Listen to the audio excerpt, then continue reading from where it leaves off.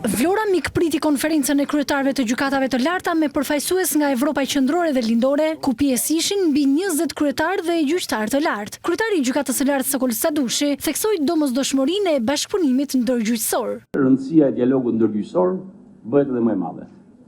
Vetëm përmes komunikimit të hapur, shkëmbimit të praktikave më të mira dhe ndarjes së përvojave konkrete mund të identifikojmë problemet e përbashkëta që na shqetësojnë si rajon dhe të gjejmë zgjidhje të qëndrueshme të bazuara mbi parimet të përbashkëta të drejtësisë. Presidenti Barem Begaj dhe ministri i drejtësisë Ulsi Manja thanë se Shqipëria po ndërmerr hapa të shpejtë për antarësimin në Bashkimin Evropian, gjë që kërkon angazhim maksimal të gjyqësorit.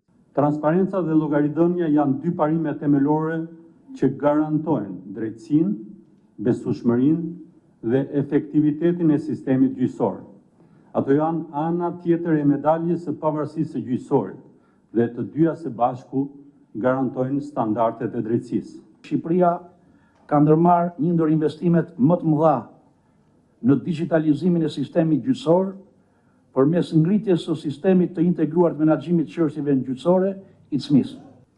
Ky investim sigurojnë që brenda pak vitesh i tërë sistemi i drejtësisë të shërbehet nga sisteme moderne dhe të jetësoj i drejtësinë me impakt të drejt për publikun shqiptar.